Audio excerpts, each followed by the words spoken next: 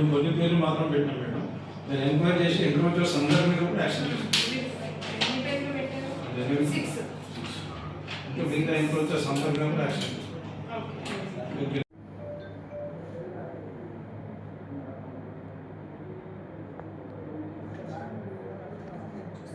మేము కొన్ని పేర్లు మాత్రం పెట్టాం మేడం. ఎంక్వైరీ చేసి ఎంక్రోచర్స్ అందరి మీద కూడా యాక్షన్ తీసుకుంటాం. ఇంకా మిగతా ఎంక్రోచర్స్ అందరి మీద కూడా యాక్షన్ తీసుకుంటాం. నా పేరు ఇట్టమ్మ, విలేజ్ బిల్లాపూర్.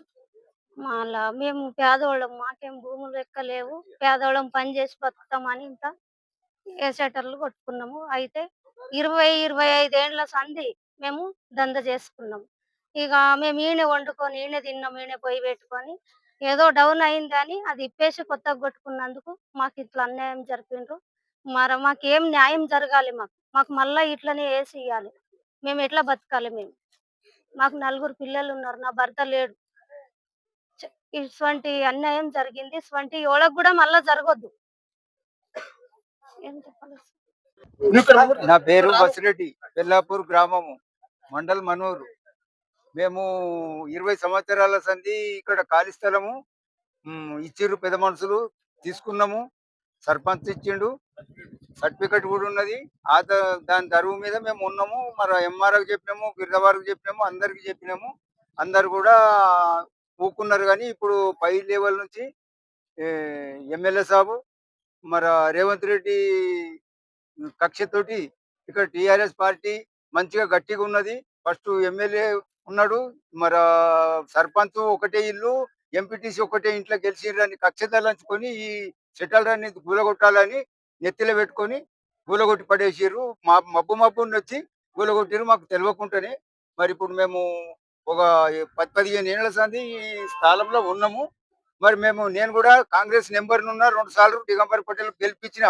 ఇప్పుడు ఈ కక్షతోటి మాకు చేయాలని చేసిండు.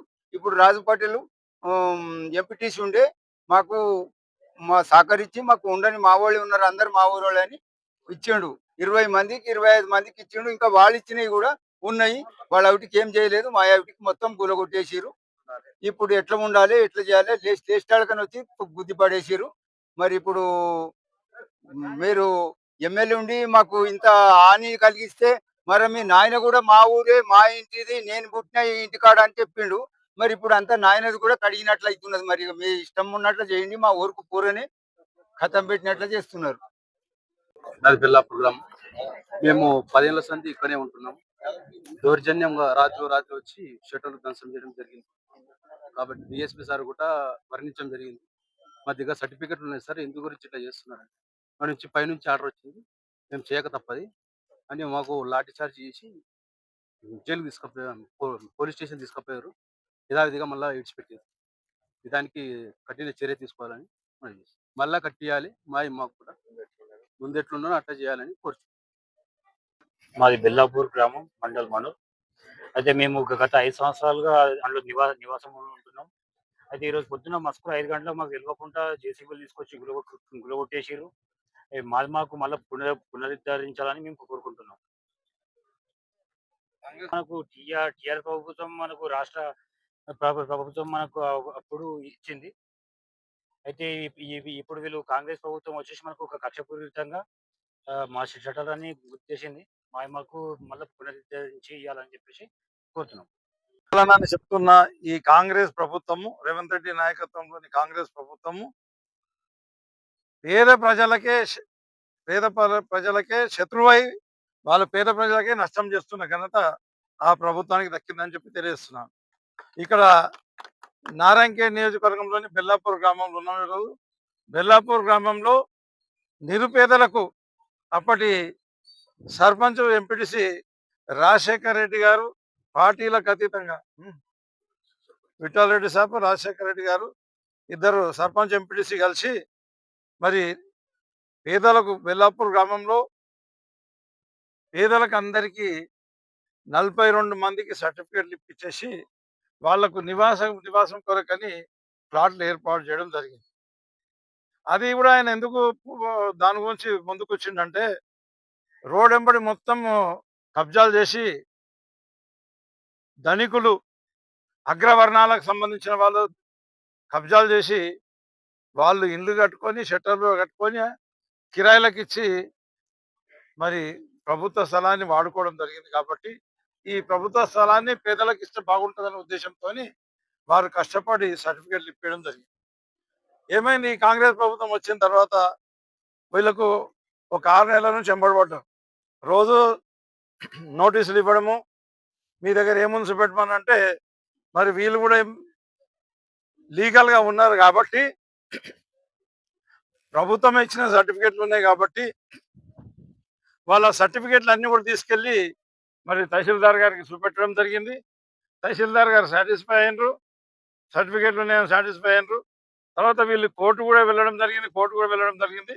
కోర్టులో కూడా వీళ్ళకి అనుకూలంగా వాళ్ళని అక్కడ నుంచి తీసేయకూడదని చెప్పేసి మౌఖిక ఆర్డర్లు ఆల్రెడీ వాళ్ళకు ప్రభుత్వానికి చేరినాయి. కూడా చేరిన తర్వాత అది ఫిజికల్ కాపీ రాలేదు కాబట్టి అది వచ్చే లోపల గుల్లగొట్టాలనే ఉద్దేశంతో అక్కడ రేవంత్ రెడ్డి ఏ రకంగా అయితే హైడ్రా పెట్టి హిట్లర్ తయారయ్యి పేదల అందరి ఇల్లు గుల్లగొట్టుకుంటూ పెద్దోళ్ళని కాపాడుతుండో, ఇక్కడ సంజయ్ రెడ్డి గారు కూడా, ఎమ్మెల్యే గారు కూడా హిట్లర్ లాగా తయారయ్యి నేను ఏదో చేస్తా, ప్రభుత్వం నుంచి ఏదో చేస్తా అని చెప్పేసి ప్రగల్భాలు పలికి ఆ రోజు అధికారంలోకి వచ్చి ఈరోజు ఇక్కడ ఇల్లీగల్గా ఉన్న ఇల్లు అన్నీ కాకుండా కేవలం పేదవాళ్ళు ఎవరైతే లీగల్గా వాళ్ళకి సర్టిఫికెట్లు ఉన్నాయి, వాళ్ళు లీగల్గా షెడ్ చేసుకొని ఇక్కడ జీవనోపాధి అంటే వాళ్ళు ఇండ్లలో ఉండి కాపురాలు చేయడం జరుగుతుంటే వాళ్ళనే టార్గెట్ చేసి, పేదలనే టార్గెట్ చేసి ఈ పేదల ఇండ్లన్నీ కూడా ఉదయం 5 గంటలకు వచ్చేసి ఇంకెవరు ఇవ్వక ముందు వచ్చేసి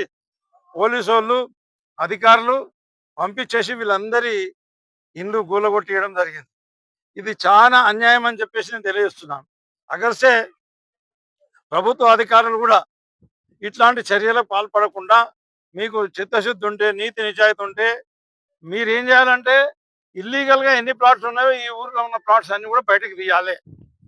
ఈ ఊర్లో ఇంకెవరైతే ఇక్కడ పక్కకు అన్ని వదిలిపెట్టేసారు, ఇక్కడ వీళ్ళతో పాటు ఉన్నాయి మిగతా అన్ని వదిలిపెట్టేసారు, స్లాబులు వేసారు, అవన్నీ వేసారు.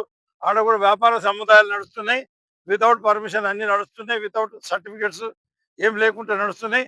అవి వదిలిపెట్టేసి కేవలం పేదల మీద పడ్డారు.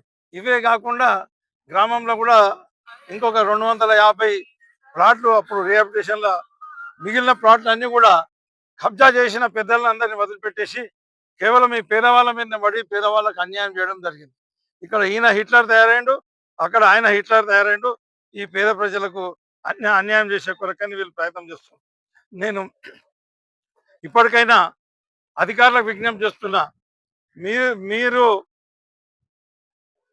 ఎవరైతే ఎమ్మెల్యే గారు చెప్తే ఈ చర్యలన్నీ తీసుకున్నారో, మీరు ఎమ్మెల్యే గారు చెప్పినప్పుడు వీటితో పాటు ఉన్నాయి మిగతా అన్నీ కూడా ఏవైతే ఇల్లీగల్గా ఉన్నాయో అవన్నీ కూడా తీయాల్సిన అవసరం ఉండే. అవన్నీ చూపెట్టకుండా కేవలం ఆయన ఏం ఆదేశాలు ఇస్తే గరీబ్ గాళ్ళ ఇండ్లు గులగొట్టమంటే గరీబ్ గాళ్ళ ఇండ్లే గులగొట్టారు. కాబట్టి ఇప్పటికైనా సరే ఇక్కడ గ్రామంలో ఉన్న ఎవరైతే ఇల్లీగల్గా కన్స్ట్రక్షన్ చేసినరో వాళ్ళందరి కూడా రికార్డ్ అన్ని కూడా తీయాలి, తీసి వాళ్ళందరి పైన కూడా చర్యలు తీసుకోవాలి. లేకపోతే మరి మీరు కూడా పేదల పట్ల అన్యాయం చేసినట్టు అవుతుంది. కాబట్టి మీరు తప్పకుండా ఆ రకంగా చేయాలని చెప్పేసి నేను విజ్ఞప్తి చేస్తున్నా.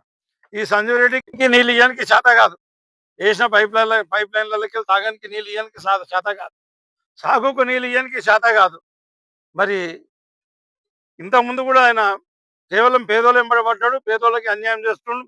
దీని విషయంలో కూడా ఆయన ప్రతిఫలం చేసింది. ఇంతకుముందు కూడా నారాయణఖేడ్ల భూభారతి గురించి మాట్లాడుకుంటూ బెల్లాపూర్ గ్రామంలో సర్టిఫికెట్లు ఇచ్చిన వాటికేమో ఇల్లీగల్ అంటుండు, ఇల్లీగల్ వాళ్ళకేమో సర్టిఫికెట్లు అనుకుంటా ఆయన ఇంతకుముందు కూడా మాట్లాడడం జరిగింది.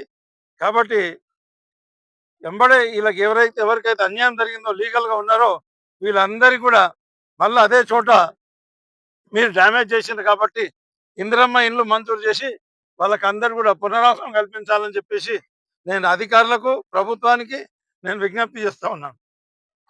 సంజయ్ రెడ్డి, నువ్వు పేదలెంబడి పడ్డు, రేపటికి ఇదే పేదలు నేను ఎన్నుకున్నారు, నువ్వు వాళ్ళకి ఏదో మేలు చేస్తామని ఎన్నుకున్నారు, నీకు పుట్టగతులు లేకుండా చేసేది ఈ పేదలే. జాగ్రత్త, ఇట్లాంటి చర్యలు మన భవిష్యత్తు పాల్పడకూడదని చెప్పేసి నేను మీకు హెచ్చరిస్తున్నాను. తప్పకుండా మా బీఆర్ఎస్ పార్టీ పేదల పక్షాన్ని నిలబడుతుంది. ఈడ పేదల కొరకని మేము కొట్లాడుతున్నాం, పార్టీ కొరకని కాదు. నీళ్ళక నా పార్టీయే ఉంచండి, పేదలని గులగొట్టండి అని చెప్పి ఏ రకంగా అయితే మాట్లాడినో ఆ రకం కాకుండా మేము పేదలకు ఎక్కడ కూడా అన్యాయం జరిగినా కూడా మా బీఆర్ఎస్ పార్టీ వాళ్ళ పేదలకు అండదండగా ఉండి తప్పకుండా పోరాటం చేస్తామని చెప్పేసి తెలియజేస్తున్నాం.